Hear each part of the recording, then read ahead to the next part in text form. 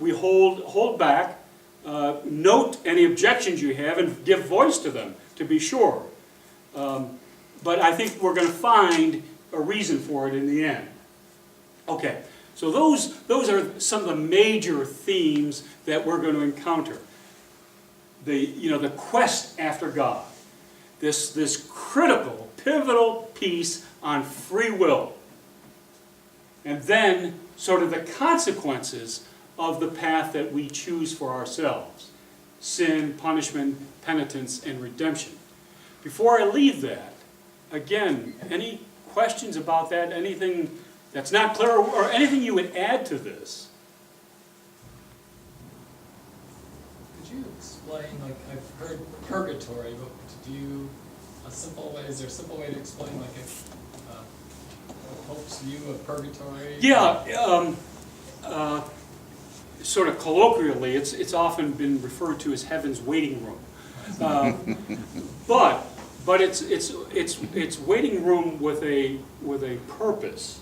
It's not just to wait for your turn, your number to come up. It's purgatory, as I understand the doctrine, that is equated to the depth or breadth or significance of your own sin, of your own distance from God.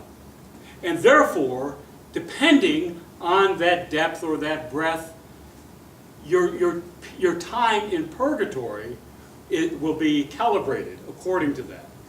That, by the way, that was one of the Reformers' primary objections, because the papacy or some of the church hierarchy was selling indulgences, in which, among other things, not only could you be forgiven of your existing sins, but you could provisionally reduce your time in purgatory.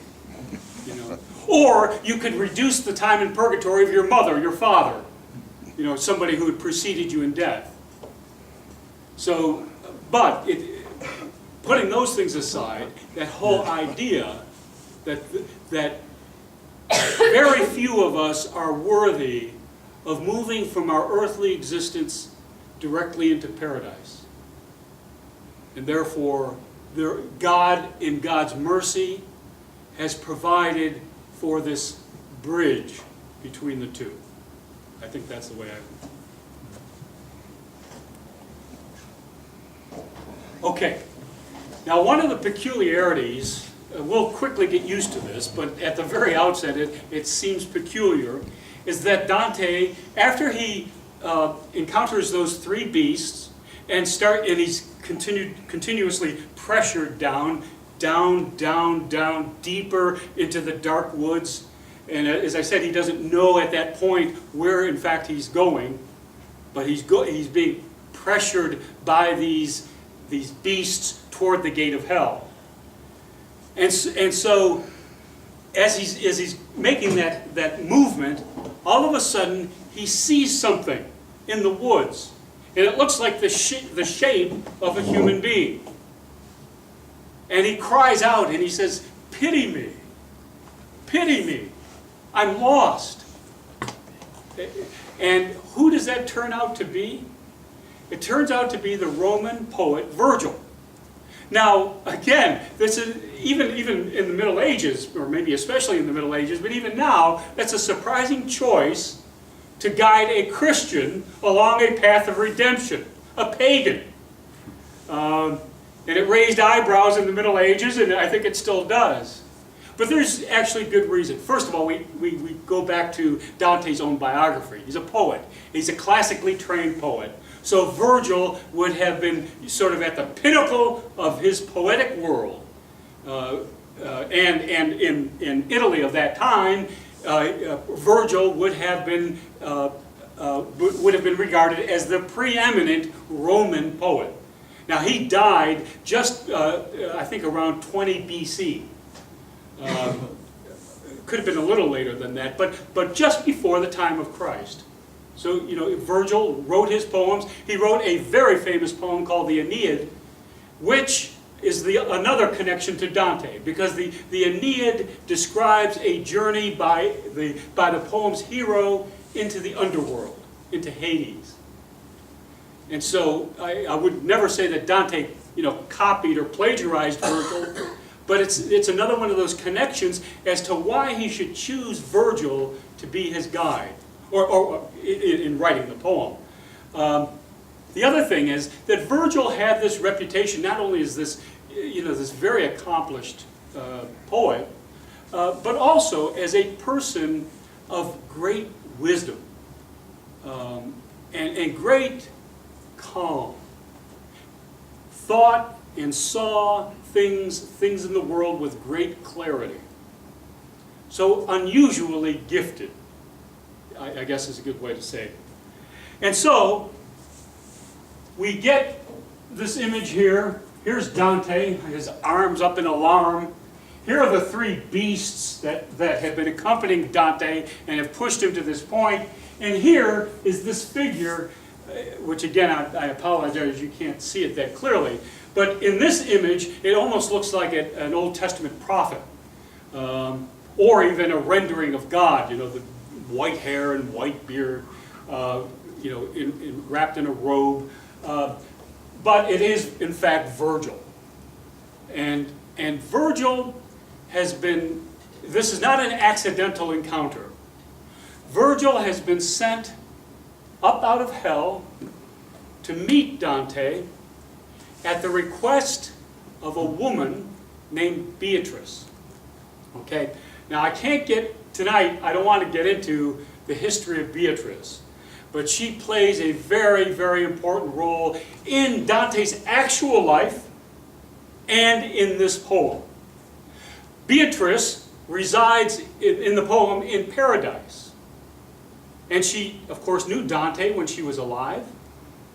And she appeals to this wise person, this standout among all philosophers and thinkers of his age, to go and accompany Dante safely through hell into purgatory. And then we'll talk about what happens at that point.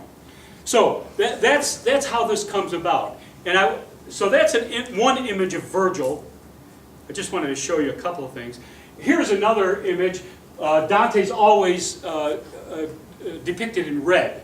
So Dante's there and Virgil is next to him. And here they're actually in hell. And you can see some of the outlines of these tormented souls around their feet. Here's another rendering of Dante and Virgil. Virgil, in this case, being a much younger person than in the first image. Oops. I had one more image, but it hasn't come up, that's okay. The point here that I want to make about Virgil. So here's what happens. Virgil does agree to Beatrice's appeal. He meets Dante, and then he accompanies Dante through the worst parts of the pilgrimage ahead. So what we find out as this unfolds is that Virgil becomes a mentor, to be sure, a protector, a father figure, and a very wise explainer of God's creation. God's creation in hell, in purgatory, and in paradise. Now, this is one of those other sort of jarring ironies.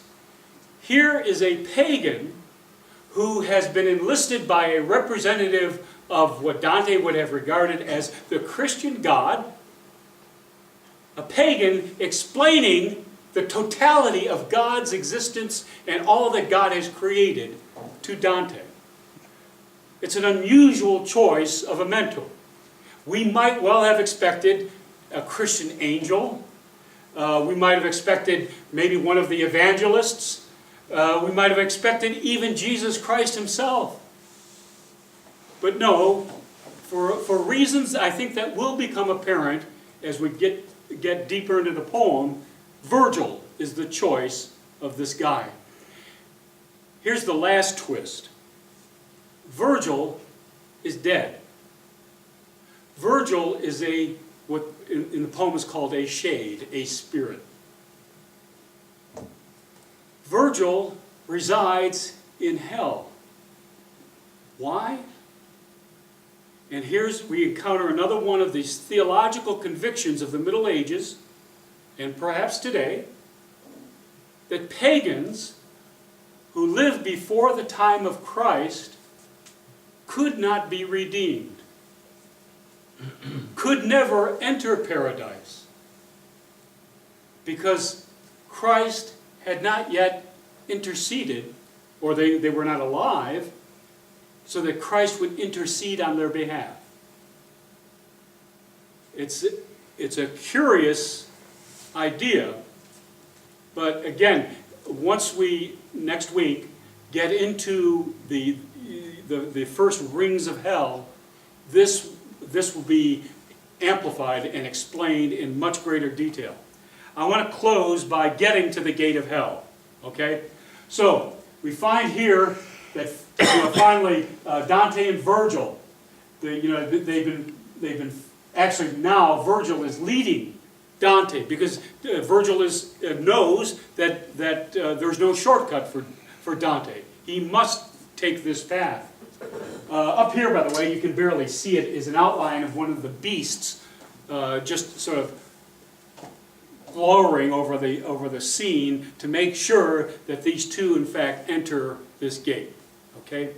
Now, you all know, because it's the most famous line of the poem, what is inscribed over the gate to hell. Abandon every hope, ye who enter. But there's more inscribed over the gate to hell, and if it'll come up for me. And I'm going to read this, and it comes in 3 verses. There are 9 verses altogether of this inscription, and I'm going to read them in sets of 3, because each one makes a very particular point about the pilgrimage that lies ahead. To enter the lost city, go through me. Go through me. Go through the gate.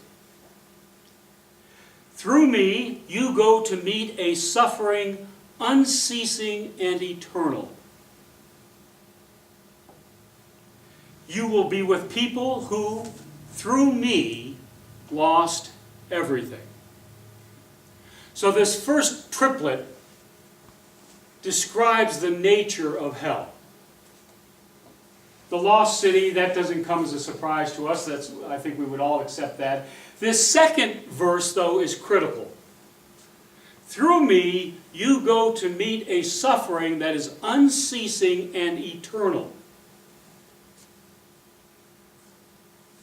Everyone that we will meet next week and part of the week after who is in hell will never escape hell. There is no escape from hell. Everyone who has been consigned there has been, as this warning says, has been sent there so that their suffering will last forever and it will be unceasing. Part of the ingenuity of Dante as he describes hell is how people, even if they've been there 1,000 years, feel their torment as fresh as though it was the first day. And that will really be brought home to us. And so the final line of that first triplet is, you will meet people who, through me, lost everything. The second triplet, very, very important to the theology of this poem. And again, perhaps debatable by us, but very important to the poem. My maker, hell, the maker of me, hell, moved by justice, lives above. Now, as I think I mentioned this last week, this is sort of a twist on typical conceptions of hell. Who rules in hell? Well, I think we've been taught forever that Satan rules in hell. That's not true. God rules in hell. God governs hell. God determines everything that happens in hell. My Maker, moved by justice, lives above. Through him, the holy power, I was made. Made by the height of wisdom and first love, whose laws all those in here once disobeyed. Very important point here in this second verse of the triplet. Through him, the holy power, I was made, made by the height of wisdom and first love.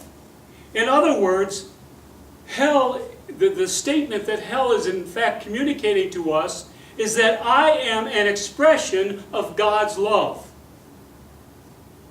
Now we can certainly understand hell perhaps as an expression of God's justice. But God's love? This whole poem, by the way, is a love poem. And by the time we reach the end of it, we are going to have at least been exposed, whether we entertain it ourselves or not, is left, we'll see. But we are going to be exposed to a whole new definition of what love is. Just as Dante is. Because he enters this place with a very conventional idea of what love is. So as he reads this inscription, this is as striking him as odd as it's striking us. Through him the holy power I was made by the height of wisdom and the first love. Justice, wisdom, and love made hell. And finally, now to the final triplet.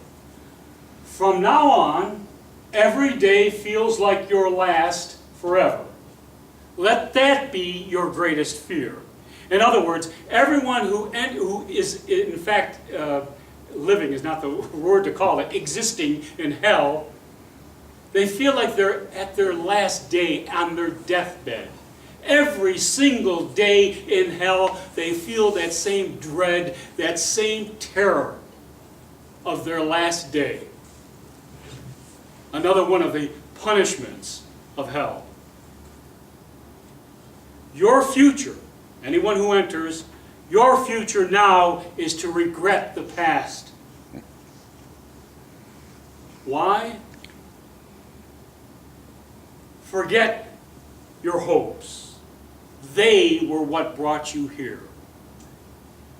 That is this author's, this translator's variation on that famous phrase, abandon all hope, ye who enter.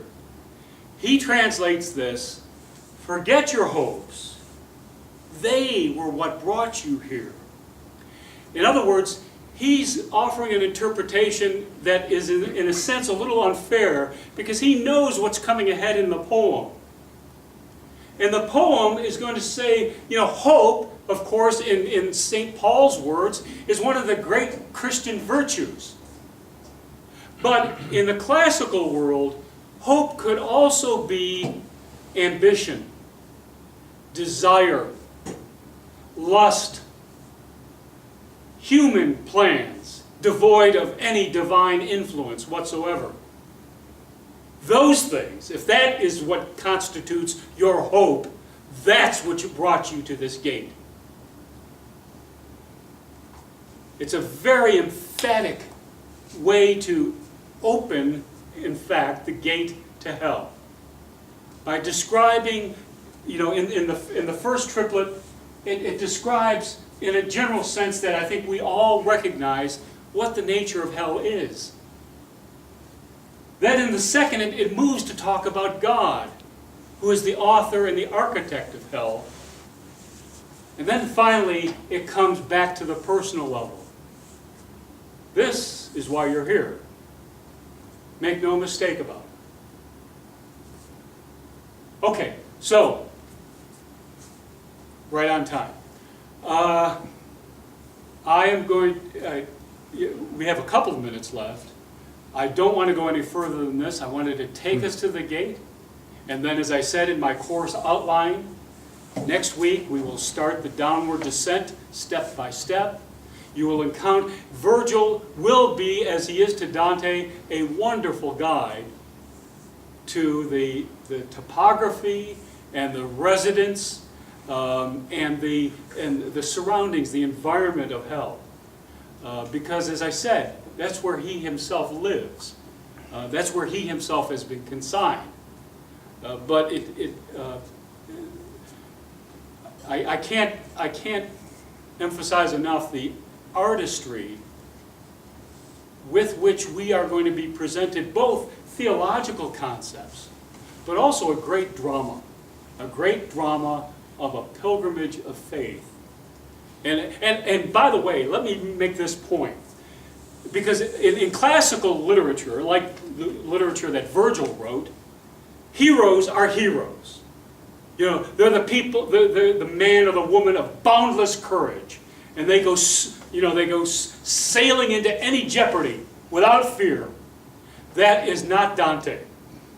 Dante is the anti-hero.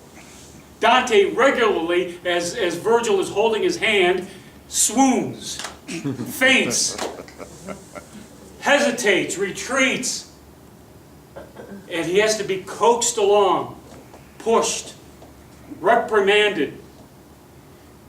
And it's not only that physical action that we're going to encounter, but Virgil, and this is probably even more, in fact it is more important, Virgil is explaining to Dante. Dante is very sympathetic toward the souls that he meets in hell, most of them. There are a few exceptions that we'll get to. But most people have very sympathetic stories to tell. Very sympathetic. Our hearts will be broken by some of the people we encounter here.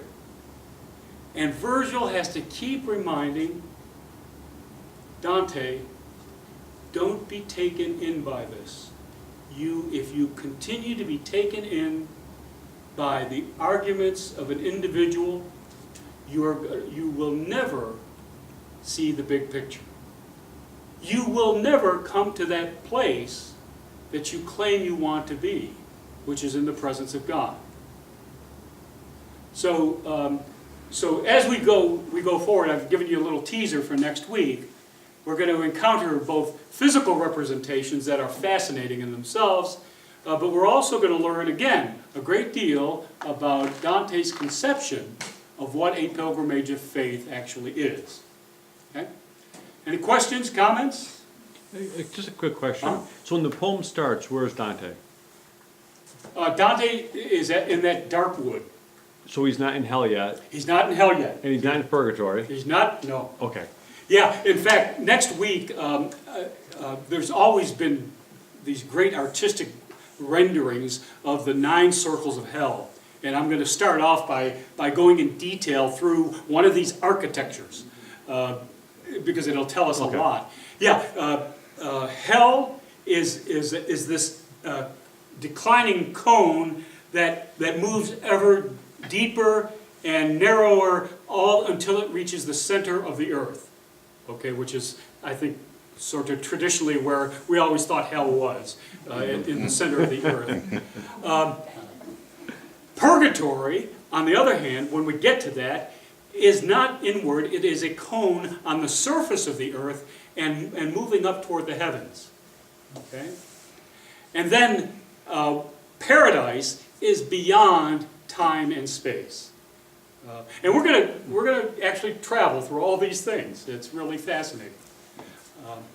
So until next week. Oh, important point. Next week, Strawberry Social. So we're going to begin a half hour later. Okay, I believe the social goes to more or less 7 o'clock. And I didn't want to postpone or try to set up another day. I think that would be too disruptive for many of us. So we will meet next Thursday, and we'll get, many of us will be here anyway, enjoying some strawberries. But we'll begin our class at just about 7 o'clock. The following week is 4th of July, Thursday. We will not meet that Thursday. We'll skip a week, and then resume on the 10th of July. Okay? And if you like, I'll resend the date schedule so that we're all clear on that. The recording that's being done, is that anywhere available? We're testing it. I don't think we got the full recording last week. Yeah, it's 2 parts. It came in 2 parts because it was. Okay. Is it posted? It's not posted because it's 2 gigabytes each parts. So the only way we could distribute is by DVD, right? We're trying to get it in a smaller size that we might even be able to post to the website, to the Facebook page. Is that possible, Joy? We'll see. We'll see. Okay. I might be able to do something with just audio, I don't know yet. Or Yeah. like we had talked, maybe redoing it where you have an audio and just a PowerPoint. That would be much. Right. More images accompanying a voiceover. We might be able to do that. Okay. Okay? Thank you all. Thank you.